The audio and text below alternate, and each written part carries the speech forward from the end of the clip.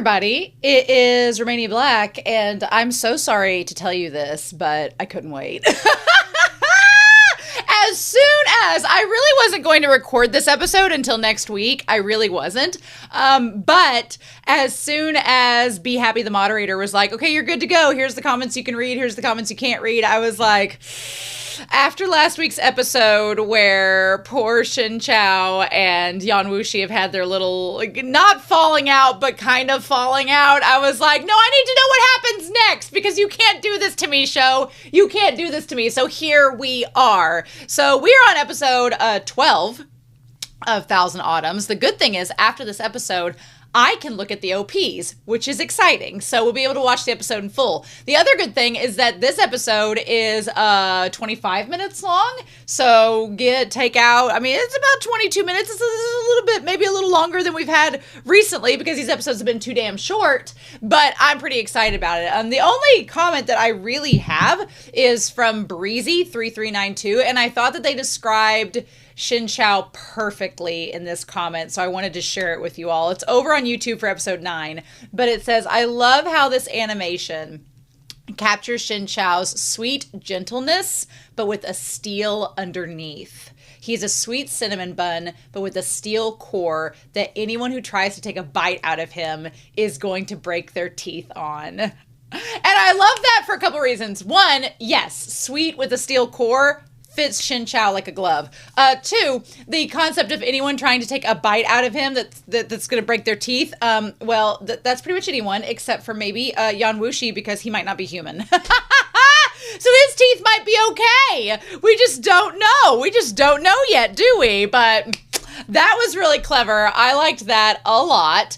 Before we get started, I want to thank our Patreon over there in the philanthropy tier for supporting me so much. I want to give a major shout out to Be Happy and Reiki because they have been working together to not only get me the files to watch for this show with subtitles, but not only to do that, but to also be working on getting me the novel that I'm going to be reading here soon. It's coming up. It's going to be here in March. I'm really excited about March. March is going to be a fun month. So it's going to be here in March. So getting the novel ready, as well as they're working on getting me the mini theater chibi series ready. That's probably going to be it's probably going to be what we watch in between. We're going to take a break. We're going to have a week of a break between the Donghua and the novel because that's what I do for all of my series. But also within that break between the Donghua and the novel, there's going to be a chibi series reaction because it needs to happen. So they're getting those ready together for me. I've asked them if they'll help me to correlate the audio dramas with the novel reactions so we can do them together. It's a big process, and these individuals volunteer their time, and they're amazing. So thank you so much. You do thankless work sometimes. The rest of the internet doesn't understand, but I want to give you your flowers, and also to thank the Patreon tier, the philanthropy tier, for supporting me and donating a little extra each month, which include Destiny Marie, Faisho, Lennon, Zero Anti-Zero, as well as Translucent Men, Aaron, as well as Be Happy, Ghostly Turnip, Dana, Alex Cornejo, Diana Williams, Murphy, Daniel Devorin, as well as Rose Jennison, Damage3245, James Rast, CATA, Alexandra Q, Sunspots, Shimoyama, Nicholas, Sean, and Jason N. Thank you all so much for your support. I greatly appreciate it. All of my love.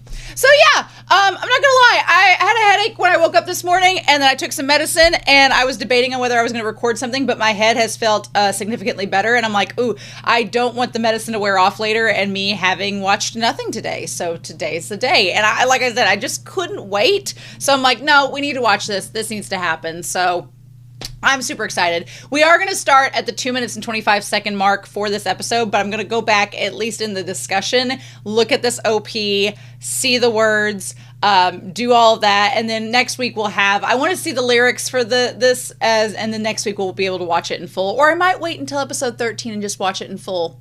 I don't know. It depends on how I'm feeling. So we'll see. Either way, I'm either going to look at both OPs this week or next week. It might be next week when I'm 100%. It might be then. So just bear with me. But I'm feeling like 95%. So I feel like that's well enough to watch this. But we're going to be looking at episode 12 of Thousand Autumns.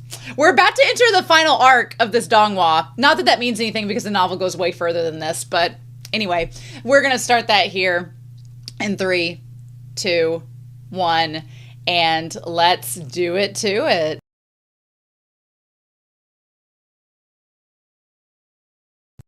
When I tell you this episode is cruel,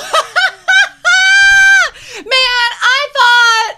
I thought the worst. I thought that last week was like the ending. I was like, oh, it's sad days, sad days. And then we immediately started this episode and I was like, oh, everything's right as rain. Okay. It was a deceptive opening and we're going to talk about it. A deceptive opening because then once we get to the end of this episode, I'm like, oh, we're back to Sad Town. We're back to Sad Town. We only have 13, 14, 15, 16. We have 4 episodes left before the Donghua is concluded and we're going to start the novel. Now, the novel's 5 volumes, so do I think that this is going to cover everything from the novel? Well, no, of course not. And already I have some suspicions of some things that have been left out that I'm like, oh, we're going to get to that in the novel. Okay, all right. I see what you're doing here, show. But this episode was really deceptive in a lot of ways. And I feel like there have been things cut out. I feel like there have been things that are going to get expanded upon the novel. You all keep saying, I can't wait for you to get to the novel. I'm starting to see why. But we're going to go over it. We're going to talk about it. I'm going to have Whiteboard Coon helping us here over on this side of the screen. And over on this side, I'm going to have some screenshots to help show you where I'm at in the discussion. But I'm also going to be 2 things. One, I'm going to wait until next week. My headache is not fully gone yet, and I want to be top peak when I look at that OP and look at the lyrics. So we're going to wait till next week to look at the lyrics I'll be able to look and listen to the lyrics for the second OP next week when we do episode 13, because I can now. I can see those. I'm assuming that Sang JingXing was included, and that's why we couldn't show him until after this episode, because we get to see him in all his short but very handsomely sweet glory. Maybe he's dead, maybe he's not. We're going to talk about that. And then I'll also be able to look at the other version of the lyrics as well. It's the same visuals, 2 different songs. So we're going to look at that next week for episode 13. So fear not, it will come. And hopefully by that time I'm like 100% back up to par. But the other thing I wanted to say is that I'm going to be doing some comparisons to Heaven Official's Blessing. Now, if you've not seen Heaven Official's Blessing, I'm going to try to keep it as spoiler-free as possible, but I am going to be talking about a specific character, one of the main characters from Heaven Official's Blessing, in comparison to a character in this show. So, if you are not wanting to be spoiled by Heaven Official Blessing spoilers, then just make note of that when I start talking. It's mainly going to be about Yan Wushi. When I start talking about Yan Wushi in comparison to a Heaven Official's Blessing character, I will try to preface it, and I'll do this little hand gesture. And when I do this hand gesture, it means I'm about to start doing spoilers. And then when I do it again, it means I'm stopping. But I'm going to be doing that throughout this periodically. So if you're not wanting Heaven Official's Blessing spoilers, then that you've been warned, and we can sound off down below and talk about the comparisons as well. Now, when I say comparisons, I'm only comparing what I know about Yan Wushi right now. Obviously, you commenting probably have read the novel, have watched all the Donghua. You know more than me, so just keep that in mind. Romania only knows up to episode 12 of Thousand Autumns, and I have not read the novel yet. I'm sure once I get into the novel and the audio drama, there's going to be even more that comes out that I talk about, but we're not there yet, so it's fine. But so let's get this started. Let's get this party started. And we're going to look at this here in 3, 2, 1. I went ahead and skipped over to the lake because I thought this was great symbolism. Just the pristine lake, the pristine, calm, cool waters. Dip into the waters of Shen Qiao, of Ashao. And it's such a good representation. I was honestly waiting for Yan Wushi to be clinging to the back of that damn boat, following him around. Doesn't matter. He showed up anyway. Didn't matter at all. I was like, damn it. Okay. Here's the thing. Usually in a Donmai, from my experience, I've only looked at MXTX's works and Word of Autumn. I've not read Faraway Wanderers yet. But I know from experience that a lot of times Donmai main couples, they're not apart for too long.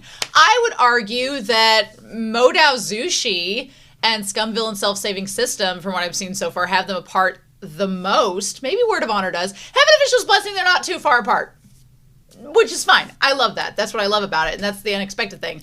And so that's kind of what started off the comparisons in this episode, because obligatory thing. in Heaven Official's Blessing, Shi Lian and Hua Chong are not far apart hardly ever. They're really close most of the time, which I'm not opposed for because I like that. I like them developing their relationship. When they're apart, their relationship doesn't get developed, so you want to see them together. And so in this, whenever, Shen Qiao showed up at the pavilion, I'm like, oh, well, he's back at their headquarters, into those. And I was like, okay, well, he's back at the headquarters, so I keep expecting him to run into the disciple. I keep expecting him to run into Yan, and he's not done that. And so I don't know. I'm curious to know, because the disciple for Yan Wushi is not just eating bonbons sitting on a couch somewhere doing nothing. I assume not. So he's off doing something that Yan Wushi has told him to do. That is in the back of my mind. In the back of my mind, I'm like, okay, Yan Wushi has sent him on a task to go do something. He's off doing that thing. We don't know what it is. Maybe the novel will find out if we don't find it out in the Donghua, but he's off doing something. What is he doing? We don't know yet. So we'll just have to see. But the moment he showed up and immediately saw like the tea set there, I was like, I thought it was the disciple that was going to come and have a wingman talk with Shen Qiao and be like, hey man, my boss isn't as bad as you think he is. One of those things.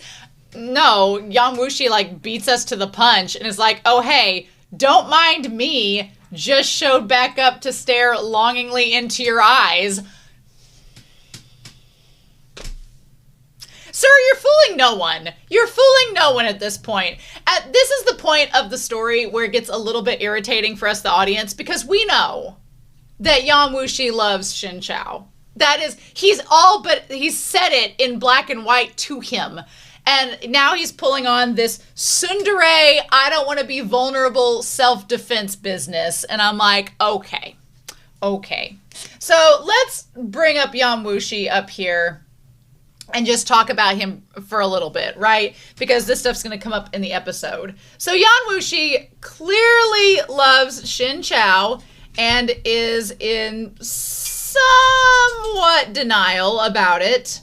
Which you would think he'd be all gung-ho, but I think because he's having a vulnerable moment, he's like, love, friendship. I think that he's been enjoying the idea of teasing Shen Qiao this whole time because he didn't expect Shen Qiao to maybe reciprocate. Maybe he was just like, oh, it's just going to be an unrequited thing, and it won't be, there's no vulnerability because he doesn't like me back, so I can just tease him and taunt him and it's no big deal. Him carrying him back to the temple kind of, I think, showed Yan Wushi, oh no, even though Shen Qiao isn't saying it and Shen Qiao may not be fully aware of it, I think he does like you to an extent back. And now it's starting to be like, wait, I was not meaning to catch feelings. I just thought that, this would be like a little fun back and forth banter, but now it's getting a little bit more serious than that. Do I think that stuff has been left out from the novel? Oh, yes, I do. The whole idea, we're going to put Shen Qiao down here. The whole idea of Shen Qiao being infected, or the choice of words was implanted, and I was like, injected, implanted with the evil spirit. Look. In Heaven Official's Blessing, being injected, infected, implanted with the evil spirit meant there was some exchange of spirits going on. Now, you could argue that the implanting of the spirit, I'm going to go back. You could argue that the implanting of the spirit happened whenever Yan Wushi was giving his energy back to Shen Qiao, right? If you told me that that's what it was, if you told me that it was just whenever he was trying to help Shen Qiao regain his meridians or center himself or whatever, and that's when he implanted the evil spirit, if you told me that's when it was happening, or when, and I don't want you to, the novel's going to reveal, right? The show and novel's going to reveal, so I'll find out eventually. But if you were to hypothetically tell me that, I'd be like, oh, yeah, that makes sense. But in other series that I've watched, the implanting of the evil spirit is basically that they've exchanged spiritual energy, which means they've made out, or there's been something sexual happen that didn't happen before. And obviously this series, because it's a Donghua, is not going to show us those things happening, but the novel will. So that's kind of where I'm at. I think that there's a high probability that something happened in the novel that they couldn't show us on TV, and we're going to find out then. And that's how I got the evil spirit. But it could just be that he was helping when he was giving him his meridians being centered. That's when it happened. If you told me that and that's what it ends up being, I wouldn't not believe you, right? But what we know about Yan Wushi is he loves Shen Qiao, but is somewhat in denial. One thing I was really surprised to learn, because Guang thinks he's so ahead of the curve. He's like, I know. Get my fan out.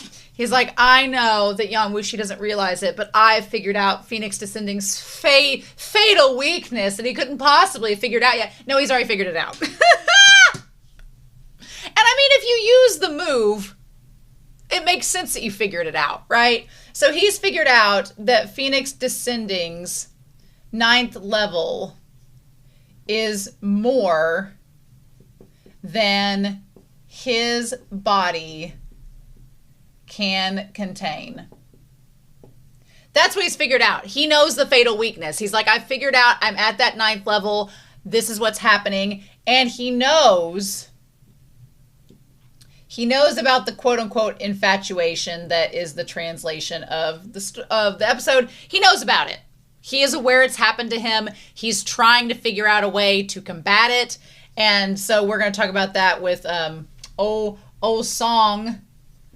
JingXing over here. We're going to talk about him over here. We're going to talk about him a little bit. But yeah. So my dog wants me to throw a toy. Oh my goodness. So anyway, this just pining look. I mean, I really am waiting for Shen Qiao to gain his eyesight back, because one thing we've established is that Yan Wushi, and I think that's important to note for this episode, because this episode gets a little frustrating for us, is that Yan Wushi's goal is that he wants a quote-unquote rival. Do I think that term rival is going to transition as the series goes on? Do I think that term rival is going to transition to quote-unquote partner? Yes. Because what he's basically wanting is a partner. He says rival. He keeps saying rival. But here's the thing. A rival, you could look at it two ways. A rival usually indicates that it's someone that is equal but will lose. Because if you have a rival, you want to... No. If you're saying that Yan Wushi wants to dominate Shen Qiao, yes. In so many ways. If you say he wants to top Shen Qiao, then yes. Yes, that's obvious. But usually when you have a rival, it's a competition and you're always trying to best one another, right? Which could still be true, right? Which could still be true. But there is a factor of, if that's true, he wants Shen Qiao to lose. Now, his actions this episode would indicate that, yeah, that's what he wants, is a rival. What I really think he wants is he wants a partner who is equal to him, but helps him win. There's a difference. A rival you eventually want to conquer, and a rival you eventually want to defeat. That is the difference. A partner you want to be on equal playing field, says you, but also you work to better yourselves. I think obviously Yan Wushi establishes that he does not want to die. And it could be the situation that he spent 10 years in meditation to try to overcome the 9th level of Descending Phoenix, and he just couldn't figure out what to do. He makes a point of saying that he stumbled upon the celerity. And look, I am not naive, as Yan Wushi claims that Shen Qiao is. I am not naive to think that the translation is making some of this a little more difficult to understand.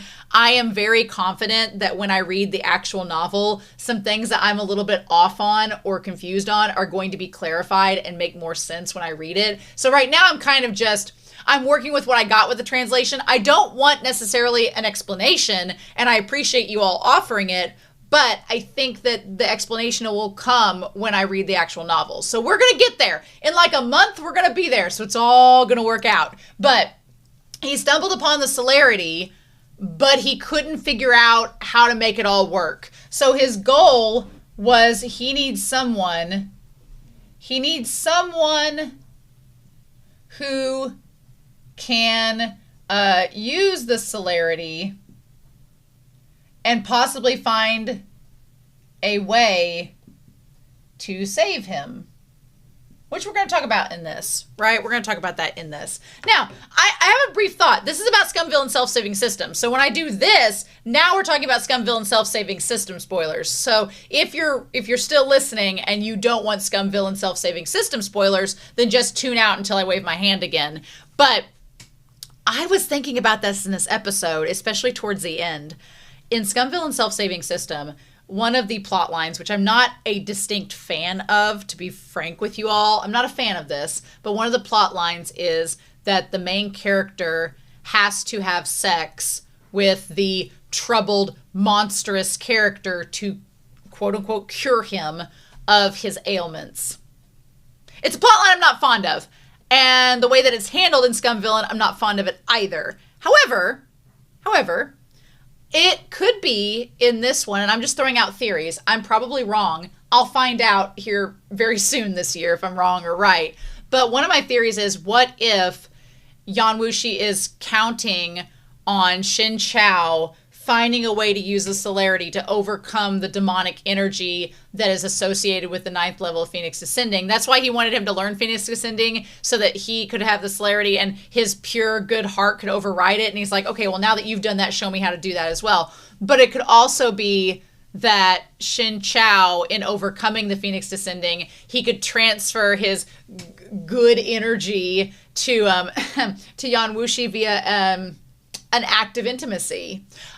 I'm not gonna say it's not on the table. I'm not gonna say it's not on the table because it wasn't Scum Villain. I wasn't expecting it there. So if something like that could happen in this story, I feel more confident about the way this story is setting that up than I did Scum Villain, but we'll see what happens when that happens. But yeah, so I definitely think there was more to this scene than there was in the Dongwall, because this scene's like 30 seconds. And I'm like, you can't tell me that it wasn't more than just a conversation. And he's like, Yan Wushi, my dude, I know that he is possessed by this demonic energy that's trying to take him over, and we're going to talk about it here in a hot second. But I'm like, you love him so much and are so infatuated. You cannot tell me that you just abandoned Shen Qiao at the gates of your enemies without reason. Especially when you have this conversation right here. He's like, sometimes you meet an old friend when you're away from home. You can't tell me that you're just trying to trick him.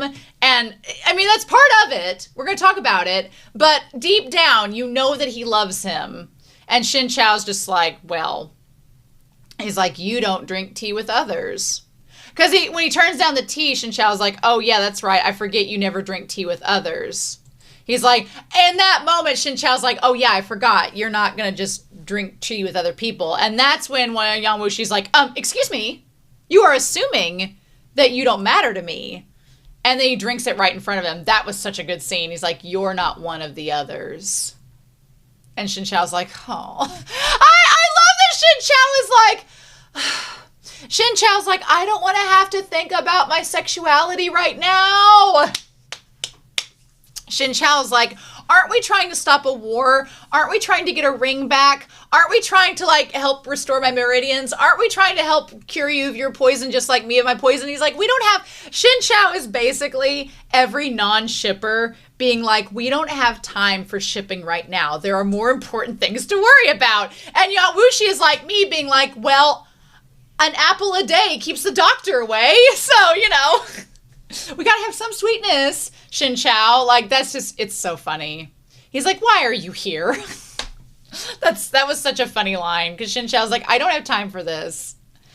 And he's like, well, you guess. And Shen Qiao's like, I don't have time. He's like, you can have your tea, enjoy yourself, I'm gonna go. And Yan Wushi's like, I made this tea party for you and me. These two, I swear. I swear these two. One thing that I do like about this episode, I'm going to go ahead and say it, is when we had this first scene, I was like, oh, wow. We had a little bit of heartbreak, and then we were immediately back on the couples train. And then the rest of this episode was like, even though it's irritating to me as a shipper, and even though I'm so frustrated, but it's like a good frustration, it's a good frustration feeling. It's like because you know in your head, they're probably going to end up together. You know that. It's a Donmai. Most Donmai end up with them together some way or another. It's just like, what are the levels of sweetness and bittersweetness that you're going to get along the way? But I do appreciate that this show is not just making it easy. It's not just like, oh, they're together and they're never going to be apart. Again, I have an official's blessing. I love Shilian and Hua Chong together. They are my favorite Donmai couple, to be honest with you all. I love them. I love their symbolism. I love what they represent. I love each of their characters individually. But I have heard people give this sentiment about Heaven Official's Blessing, and I don't disagree with it. I'm okay with it. It's fine because I like a happy ending and I'm a big romantic, gushy person fangirl. But I've heard some people say that in the comments with Heaven Official's Blessing that their relationship didn't feel as if they had to work as hard to get it. I mean, don't get me wrong. Shilian and Hua Chong go through hell and back to end up together. Hell and back for centuries. But their relationship never really has a moment of mistrust or a moment of hesitation or a moment of, I don't know if I can trust you. That's the point of their relationship. It's they're soulmates. They're destined. Their love overcomes all obstacles. That's the theme of the story, and I love it. So I'm very easy to forgive the fact that they don't have to struggle a lot for their relationship to work, because that's the whole point. That's the point of it. Every other force around them is trying to tear them apart, but their love is so strong that it overcomes all obstacles. And it's beautiful, and I love it, and I don't have a problem with it. But some people have that complaint, and that's totally valid. I think that you have every right to have that complaint. That's totally it, which end of those. But what I like about this series in comparison is that this couple, Shen Qiao and Yan Wushi, are not the couple from Heaven Official's Blessing. There's lots of comparisons, but they're not the same. And their themes aren't the same either. So I like that this couple is having to work to be a couple. It's hard work, because they're making it hard work, and it's more realistic that way, and I like it. So yeah. So he goes off, and we cut to Ye Chang.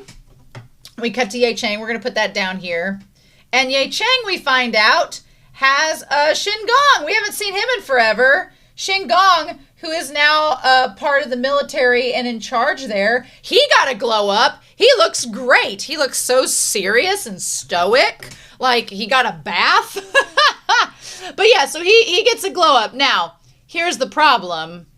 Of course. He has this, like, this one guy has a whip and is whipping the people.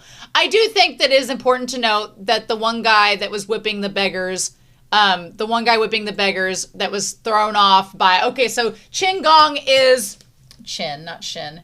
Qin Gong is the magistrate, right? I do think that it is important to note that the man that was whipping the peasants was not Qin Gong, which would have been highly hypocritical because Qin Gong was one of those peasants. Now, is it also kind of hypocritical that he's not necessarily helping the other peasants? Well, yes, but he's become part of the system, and it's kind of like people that start out destitute and then they earn a lot of money, but then they don't want to give that money to anybody that's poor, and it's like, that's a kind of a hypocrisy if I've seen one. So, Qin Gong's kind of in that category right now, but the thing is, we don't know a lot about Qin Gong's situation. This scene with him is so short. Again, I'm assuming the novel is going to give us more, so I'm excited for that. But he looks great. He looks really awesome. Love the hat. Love the cape. Love the gold on black. I really like his look. He's come a long way. I'm sad that he didn't have much of a moment with Shen Qiao, but Yan Wushi was there, and that's probably why. He says, an unruly person gets away, and it frightens my horse. And then he looks over, and he's like, oh, he's just over there. And when he goes over to see who he is, that look of him being like, oh shit, there's Shen Qiao, the beggar that I abandoned. And you could instantly see like some guilt with him. And because he feels that guilt, that's why he gives the giant chest of all of the pastries, all the pies, because Shen Qiao was kind enough. And you could argue, I think that Qingong knows in his heart of hearts that Shen Qiao is not going to eat all them pies. He's actually giving the pies to the people just inadvertently because he knows Shen Qiao's not going to, he knows Shen Qiao's going to give out those pies. He knows his character enough from the time he spent with him to know Shen Qiao's not going to eat all those pies. He's going to give them out to people. So maybe there's the option of, you could look at it inadvertently as Qingong is giving without necessarily revealing that he's giving to the government there. Well, I'm going to give him the benefit of the doubt. I'm going to give him the benefit of the doubt, right? But yeah, he looks over and sees Shen Qiao with the little girl that was about to get run over by the horse. And Yan Wushi, I think Qingong might have talked to Shen Qiao if Yan Wushi hadn't been there. But Yan Wushi's going to make sure that nobody gets in the way. And he's like, okay, now is not the time. I was sad about that. I wanted them to have a conversation, but I'm sure they're going to have it later on. That's okay. And so anyway, he tells the one guard to leave him with the chest of all the pies and everything. This scene was actually really sad. Now, Yan Wushi says, you know, you and Qingong, small world, you guys seeing each other again. It's probably that you're destined.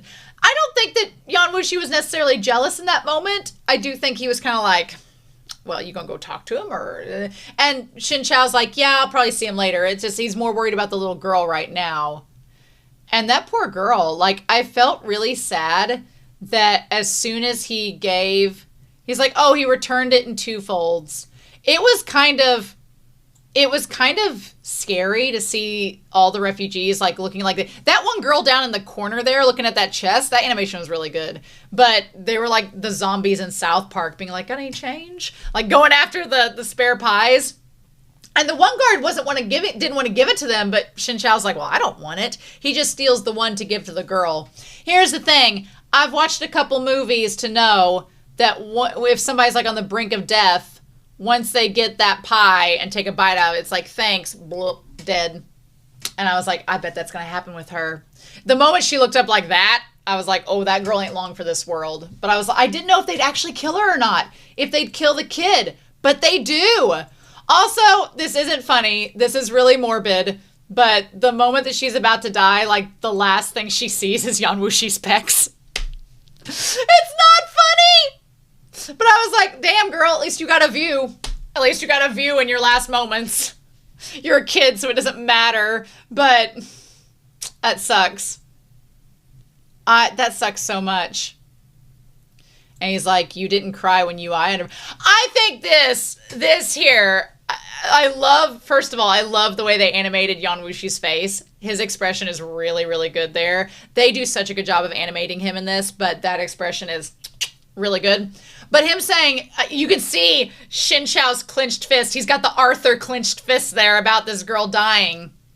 He's like, you didn't cry when I undermined you. You could tell Yan Wushi's kind of like, you know, you didn't cry when your old boyfriend, you know, undermined you. And were you boyfriends? Were you even together? You know, that sort of thing. And Shen Qiao's like, no. Because I think that Shen Qiao didn't cry when I undermined him because he was an adult and he made that choice. And he was fully in capacity of his own, you know, cognitive capabilities. But here, I don't blame him for crying for this little girl because this little girl dying, it was of no fault of her own. It was the fault of those around her and the system that failed her. He's like, I thought I could save her. I hate seeing Shen Qiao cry. He's like, I thought I could save her and everyone has the right to live. That in itself is a pretty big statement because I think that's going to come back. Everyone has the right to live. Now, again, Shen Qiao ain't no saint. Huo Zhijing, he forfeited his right to live by trying to kill Shen Qiao. And Shen Qiao was like, sorry, I can't do that. But someone that's not, you know, everyone has the right to live. Now, is that going to be something that comes into play with him and Yan Wushi? It might. It might later on. I think especially because everyone in this world is targeting Yan Wushi because Yan Wushi is a threat because of how powerful he is. Everyone's trying to kill him. So far, Yan Wushi has not really killed anybody. Anybody that didn't fight him. Yan Wushi hasn't killed anybody innocent. Let's phrase it at that. So I think that will become a statement with Shen Qiao trying to protect Yan Wushi. If people question it, he's like, well, everyone has the right to live. Yan Wushi hasn't killed any of you all or tried to, so I think that's going to come back. I think in some way, shape, or form, it's going to come back. And then he says, when will turbulent days end? And Yan Wushi says soon, which that soon that he says is suspicious. The moment he turned his back to him and they were facing in opposite directions and he said soon, I'm like, Yan Wushi has a plan. Yan Wushi has plans. He's a planner. So what is he planning? That was kind of the thing of when he took Shen Qiao to Sang JingXing. I'm like, he's got a plan. He clearly does. So what is that? I don't know. We'll see. So yeah, we get to see HEADPHONE sect.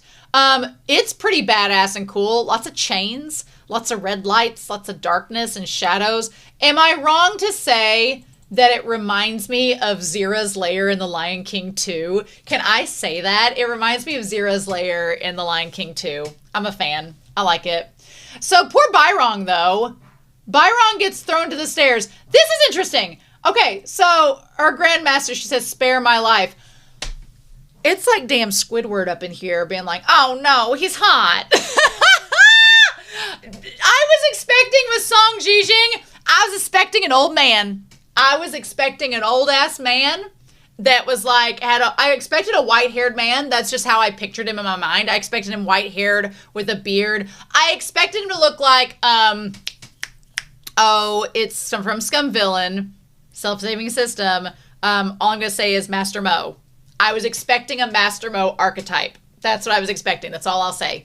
Nope, not really. He's too hot. I was like, instead we get like Mobei-jun and him mixed together. He's like, if you don't like Shen Qiao, why do you let him go repeatedly? Okay, so yeah, Sang JingXing, he's freaking hot. I love his character design. I love the tattoos. The way his mouth curves up is very Joker. It's very Jared Leto Joker-esque. I'm a fan. He knows, we're going to put him there. He knows that Bairong likes Shen Qiao. Because he's like, if you didn't like him, you'd have killed him already. But you clearly favor him for some reason. And he's like, no. And so he grabs her.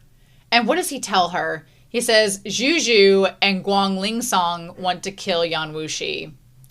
So he's like, I'll cooperate with him deliberately, but my disciple couldn't die in vain. Some of the translation's a little wonky. Again, I want to see the novel.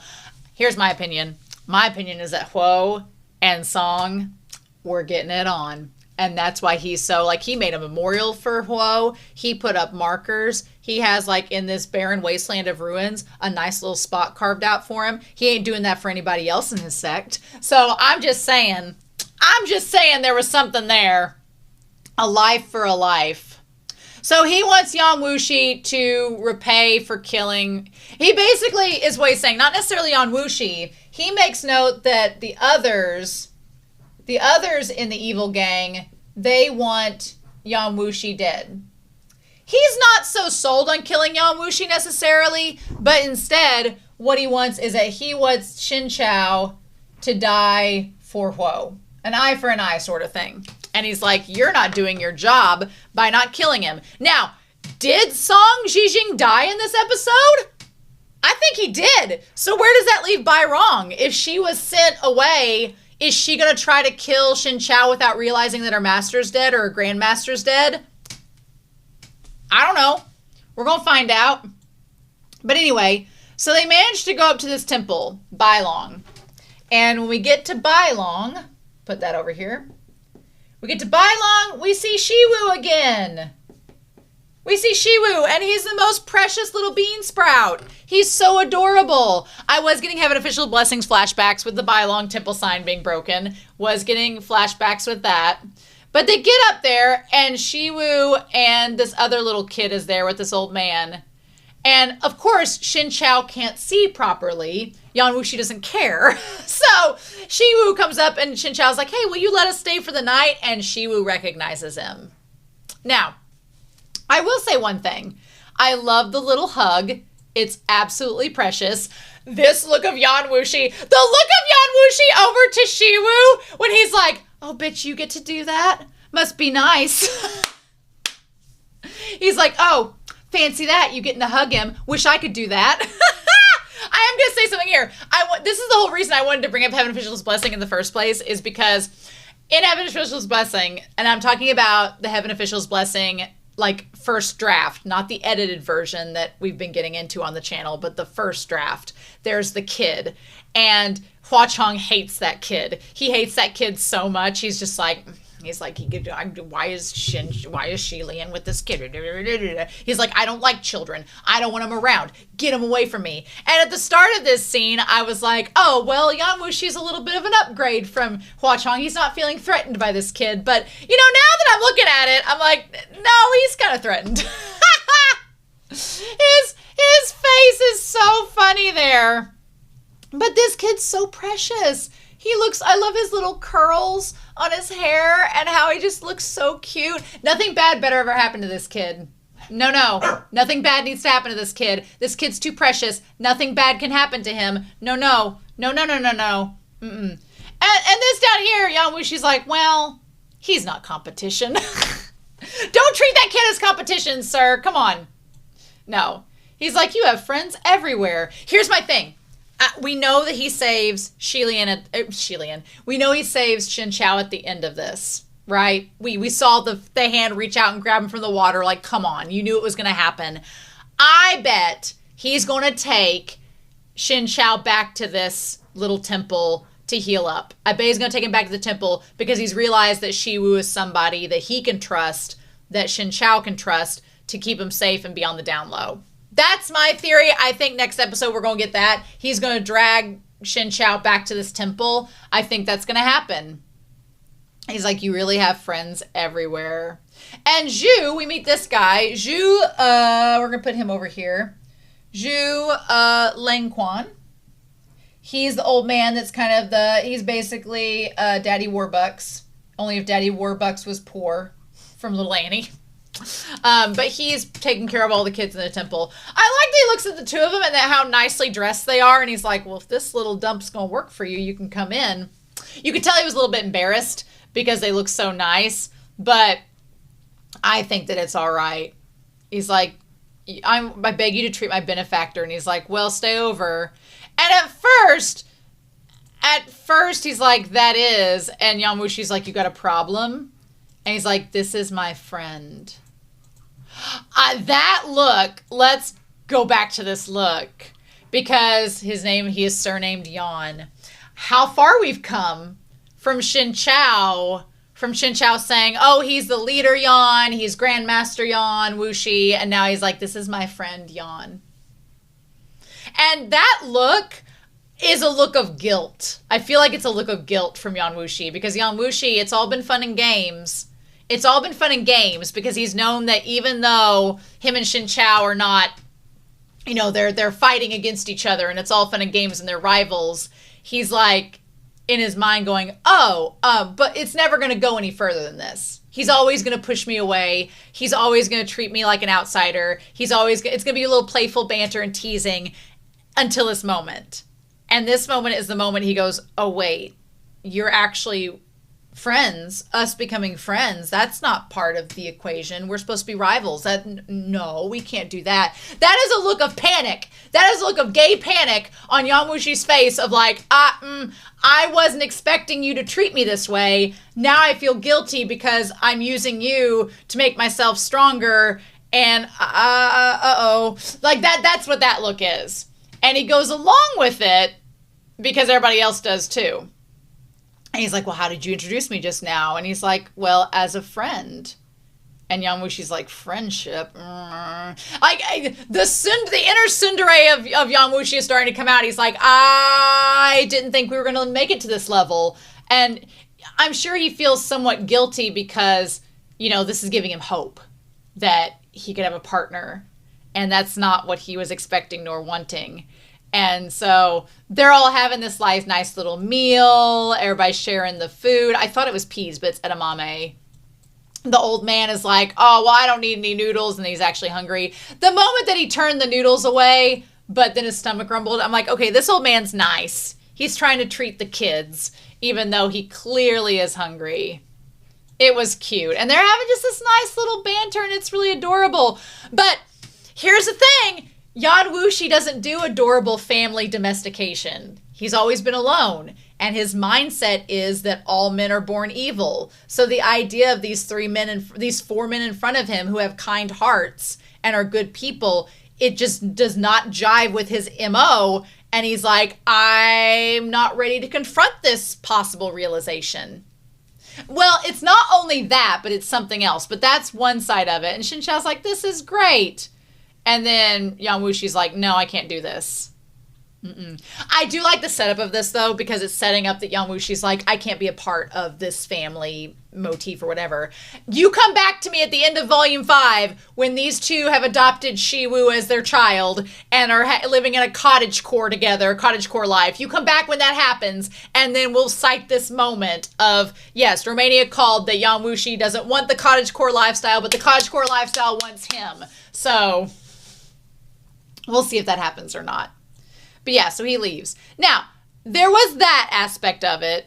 The other aspect of it that I really like is that there is a possibility that Yan Wushi also left the building because he could sense inside that the demonic energy building up in him. And it may not be demonic energy. Y'all know what I mean, even if I don't have the terminology 100% correct. It's building up inside of him through the Phoenix descending. And I like that it kind of has this werewolf motif to it. I really like it. It's this werewolf motif of he could turn into a monster at any moment, and he's trying to keep it in check, right? And there's like a full moon. The werewolf motif is really cool in this scene. I really like it. But it's not fun to see Yan Wushi struggle, because Yan Wushi has always been this source of power and strength. And to see him struggle and falter and have problems is what we are not used to as the audience, and it's kind of scary. And I like in this moment I'm like, I'm digging the werewolf motif vibes, but I don't like seeing him suffer, especially when he's alone. And Shen Qiao knows that he's poisoned but doesn't know the extent of what's going on until he tells him later. So yeah, this is a problem. I don't like seeing him vulnerable like this. Yeah, I don't like seeing him vulnerable like this. And he's clearly struggling as well as he tries to center himself. Seeing him like his brow furrowed makes me so sad. I'm like, no, Yan Wushi. And see, here's my theory. My theory is that he believes that Shen Qiao is stronger than him. He's disappointed because his beliefs are not being verified or confirmed, but he believes that Shen Qiao is stronger than him. And so his goal is to get Shen Qiao to, because right now Shen Qiao has 2 of the celerities, 2 of the 5. We've kind of abandoned the celerity plot at this point, but I feel like we're about to pick it back up because he's like, the 2 of the 5 are not working. You're not getting healed. It's done all it can. You've reached a plateau. And that's what's kind of disappointing him. I feel like he's disappointed in himself as well because they only have 2 of the 5 celerities. He's reached this plateau and he's not healing anymore. And now Yan Wushi is starting to get weaker. And so there's kind of this desperation starting to build of, we need to hurry up and get the celerity so you can get better. Because I think his goal is that if Shen Qiao can absorb all the celerity and he has this evil spirit implanted within him, I think that he can use that power from the celerity to overcome the evil spirit. And if he can do that, maybe he can find a way to show Yan Wushi how to do that for himself. I don't know. That's a theory. We'll see if that holds any water in the future. But I think he's starting to get a little desperate and panicked. It doesn't help that that look. This is a moment of Yan Wushi realizing that he is actually in trouble. And Yan Wushi is not usually, we're used to seeing Yan Wushi be so confident and like on top of everything and just completely confident in his ability to overcome obstacles. And this is the first time in this episode we kind of see him go, I'm not strong enough to overcome this. So I need to start thinking in different ways. And this like look of vulnerability, I'm not used to seeing it with Yan Wushi. I wish Shen Qiao could see it. Because he'd probably act on it. But the fact that Sang JingXing kind of takes advantage, he's like, how about you make a deal with me? Since you're weakened, let's make a deal. I want Shen Qiao. And so I feel like him playing the flute was also to like give an advantage and like weaken Yan Wushi in the moment.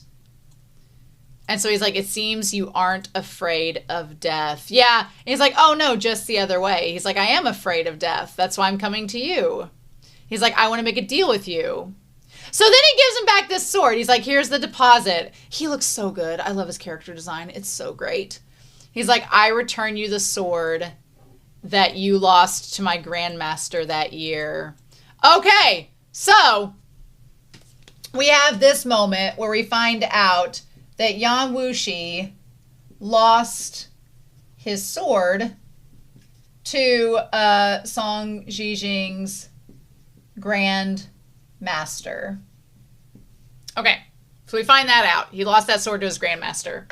And there's a different vibe to this scene than there is whenever Ruyan was like making the giant phallic sword that he was fighting Yan Wushi with. There was this obvious like BDE energy that he was using in this moment. But here, Yan Wushi, it's not flexing as much as Ruyan's was in the last episode. This is more of just Yan Wushi defending himself, but not exerting power because he's in a moment of weakness, which I'm excited the show kind of handles really well here. And he's like, look, I'm giving you the sword back, but before you are infatuated, maybe I will be afraid. He's like, I might have been afraid of you back before you were infected, but now I'm not too worried about you. Also, him taking the sword and moving it away is clearly a I'm not a bottom move to me. I was like, top meets top. He's like, I'm not a bottom, so no, I'm not interested. He's like, but now, he's like, I'm not afraid of you. But we come from the same origin. So he's like, you're a demon, I'm a demon, possibly. We're both part of the evil gang. I hate to see you suffer like this. So he's like, the others may want to kill you, but I'm really not interested. I just want to see Shen Qiao die. So he's like, I benefit a lot from my grandmaster. In exchange, he's like, I need you to give me a person. And he's like, oh. And then he's like, who?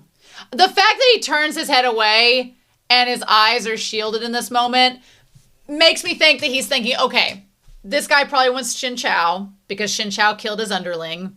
So does he think... I feel like Yan Wushi thinks so highly of Shen Qiao that even when his meridians aren't 100%, I feel like Yan Wushi's kind of in a corner. He's like, I am not well enough to fight San. I'm not well enough to fight this guy.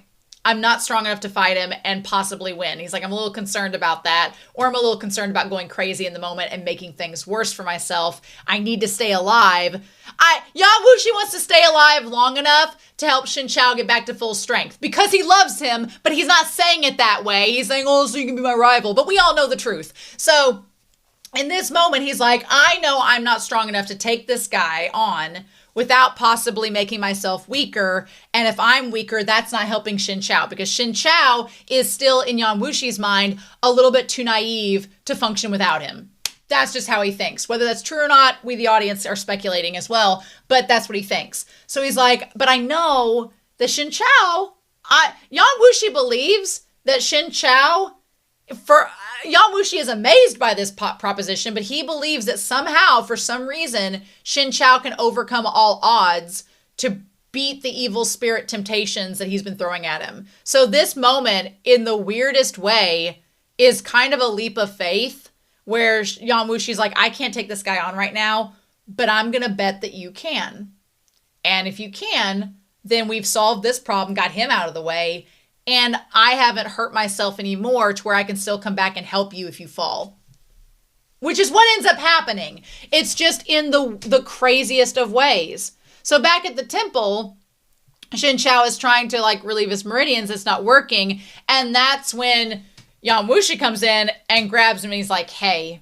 He's like, remember how everybody's been tempting you? And how everybody's been betraying you? And you still have forgiven them? what if we took this to the next level? He's like, what if we took this to the next level and I tempted you by supposedly betraying you? He's like, you've been poisoned and your Taoist spirit is broken. The celerity doesn't work. So what Yan Wushi is saying in this moment is that the celerity as we have it now is not working. And Shen Qiao confirms that he understands that as well. And he's like, well, maybe I don't have a lot of time left. And he's like, look, in your mind, do you consider me a friend? And this is when he's tempting him. He's like, well, peers learn from the same master and we have the same ambitions. We're destined. We go the same way for a long time. And I think I can consider you as my friend. And he's like, well, aren't you afraid of others accusing you of attaching yourself to the king of devils and degrading yourself? Again, Yan Wushi is being the way that he is and being like, well, aren't you worried about what people are going to say? And Shen Qiao's like, not really. He's like, I know what I'm doing.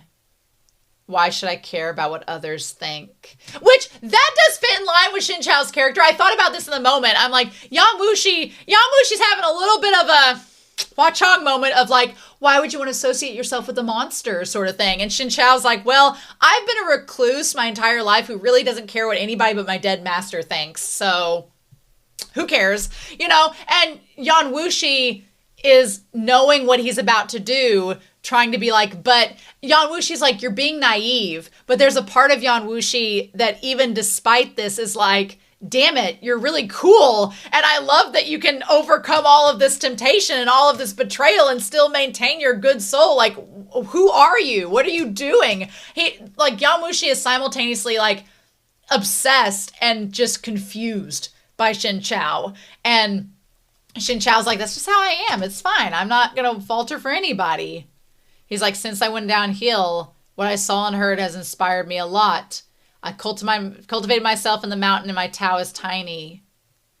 And then, I don't know if it's Yan Wushi, like the demonic presence making him like about to snap the cup, or if it's the fact that he's mad that he's about to do this to Shen Qiao because he knows how pure he is and he doesn't want to hurt this relationship that they have, but he doesn't really have a choice at this point. Or if he's just mad because he still thinks Shen Qiao is naive, or all of the above. But that shaking of the cup was really good. And he's like, that's great.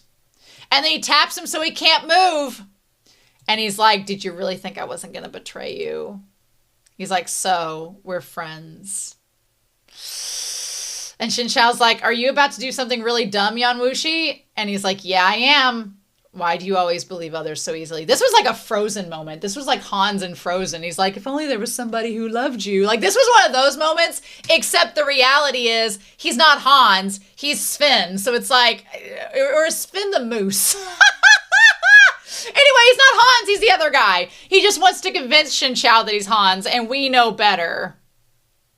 And so he says, Master Yan, which Yan Wushi, I'm surprised you're not freaking out by Shen Qiao calling you master unless it's a translation thing. So he's like, why don't you ask me where I took you? And that's when he reveals, he's like, I'll tell you a story first.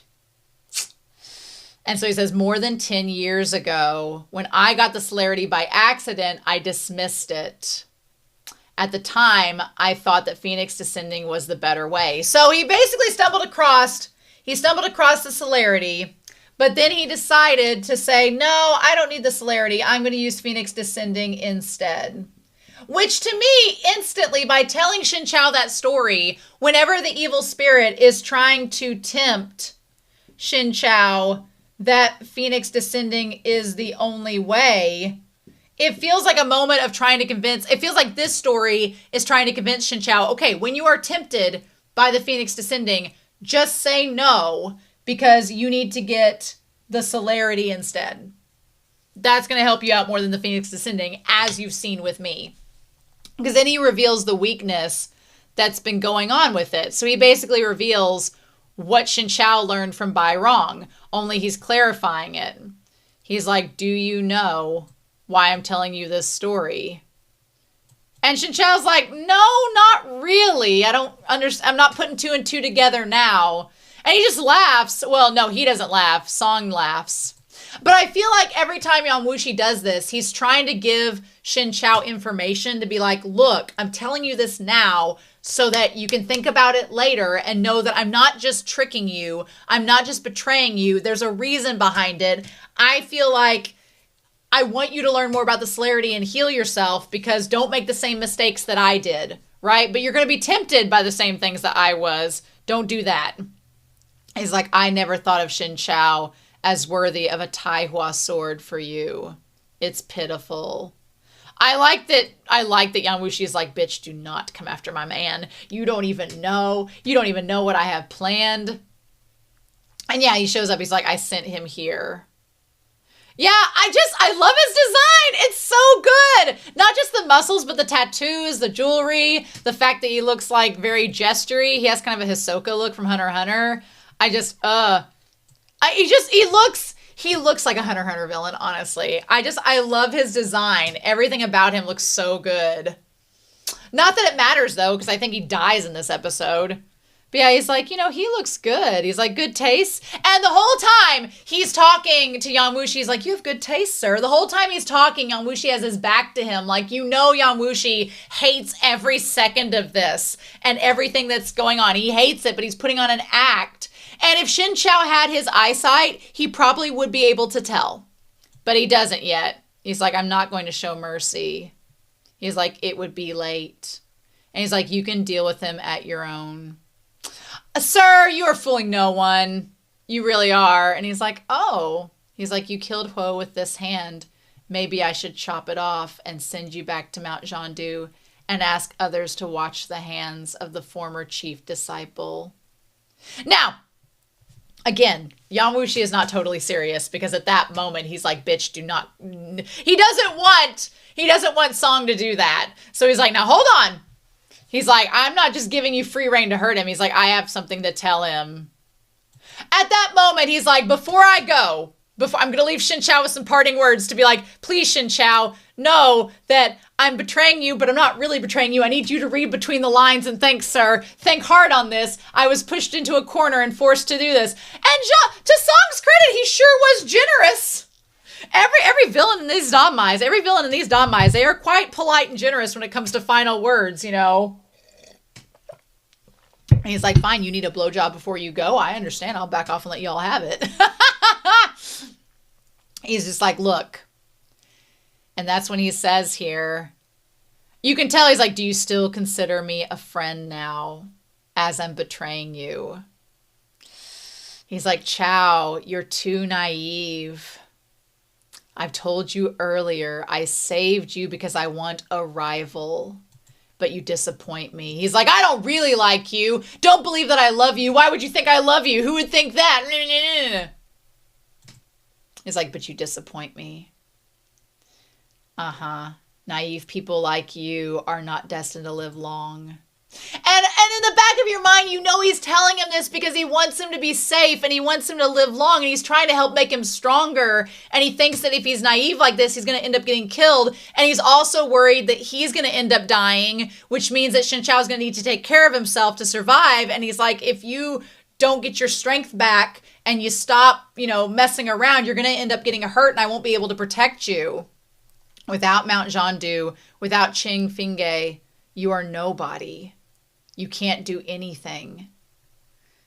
And he's like, I was betrayed again and again, but not because I'm too naive, because I always think the world is kind. Without fools like me, where can you have fun? He's like, and I love that Shen Qiao at his core, he's like, I wonder if Shen Qiao knows he's not totally betraying him. I wonder if he thinks that, if he knows there's possibly something else. I need to have his internal monologues. I need to know what he's thinking in this moment. And the Donghua doesn't give us that, so we've got to wait till the novel. And I'm like, fine, be that way. But I'm so curious. And he's like, oh, sure. He's like, interesting. I don't need friends. I'm like, says the man that needs friends. He doesn't need friends, plural, but he needs a friend. And that's Shen Qiao. He's like, only one kind of person is qualified to be on equal footing, the rival. But you are not qualified. He's like, bless yourself. Take care of it yourself.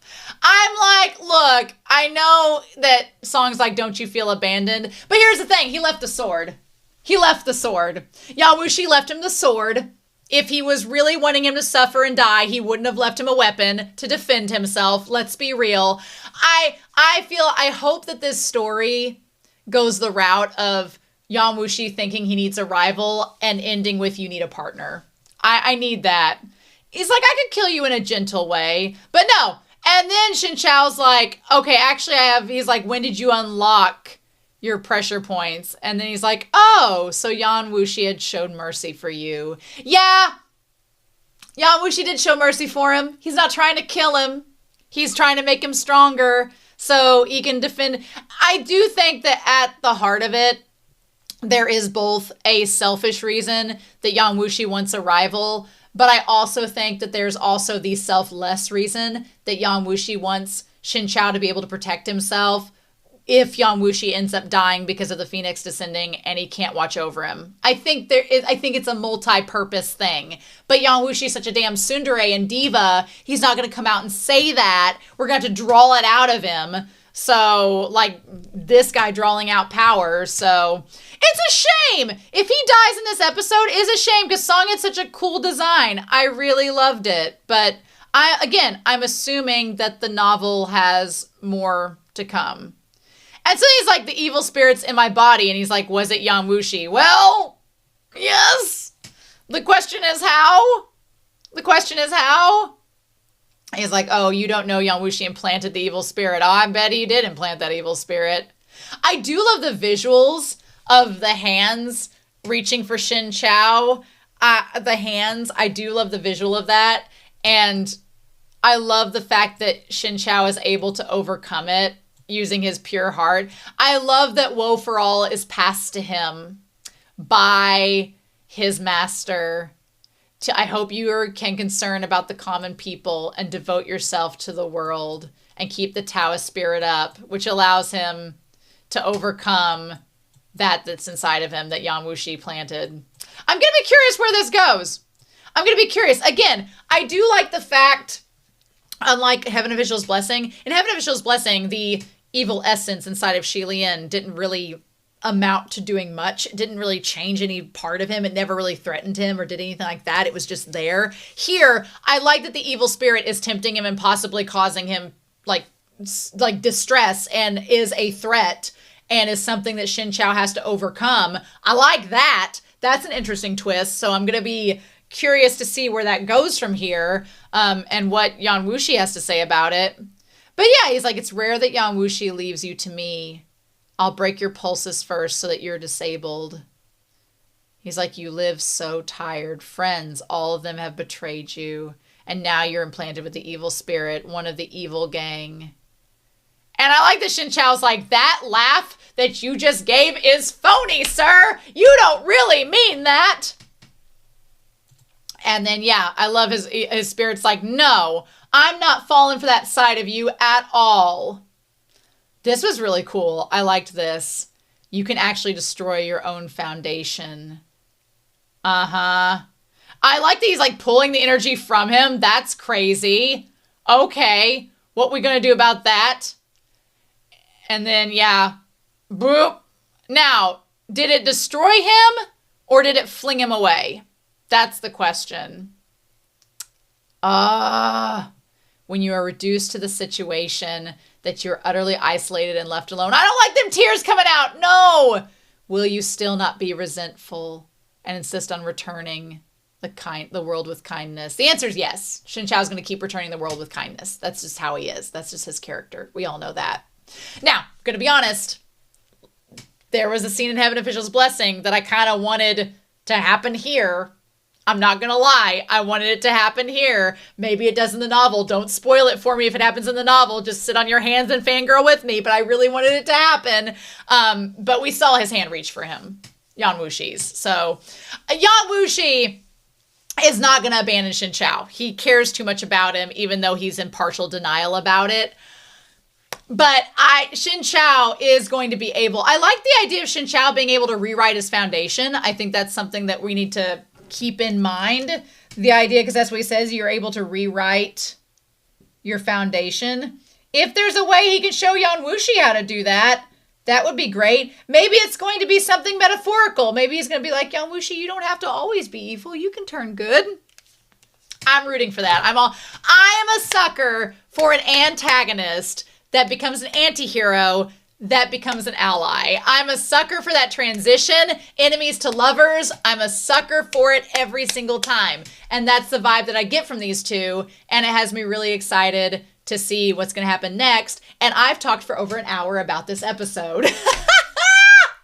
So my skin is cleansed, my crops are watered. Despite this episode being extremely tragic and sad, I am rather hopeful for it. If that makes sense, I am rather hopeful for it. So I'm going to be very curious to see what we get next episode. And he's like, am I good or bad? And I do think that this is important because Chi Fingge, you can hear like a young Shen Qiao ask the question, because I think it's young Shen Qiao. He's like, am I good or bad? And his master says, we can't distinguish people that way. We can't say whether they're good or bad, but you are the most adorable. Yep. Only one kind of people is qualified to be on equal footing, the rival. But you are unqualified. I really hope Shen Qiao responds to that at some point, being like, I'm not your rival. I'm your partner. I would freak out. I would lose it. I would freak out if he said that. He'd be like, no, we're not rivals. We're partners. It's even better. I need that. But I'm glad that he's thinking of his master telling him, like, no, people are not all just black and white. There's lots of areas of gray. And I think that's what helps him to want to know Yan Wushi and accept him as not just being a bad guy. So, I'm so excited. It's really sad. Of course, Yan Wushi saves him. It's really sad that they're in such odds right now with one another, but I am excited for episode 13. I didn't think I would be at first in this episode, especially when things started going downhill, but I am now, so we'll see. But anyway, I hope you all enjoyed this reaction and discussion. I'm excited for episode 13. We'll check out those OPs next week. Don't worry. But in the meantime, I look forward to your comments down below. I hope you all have a wonderful week. Please stay safe. Take care. And yeah, I'm back very soon with more of Thousand Autumns.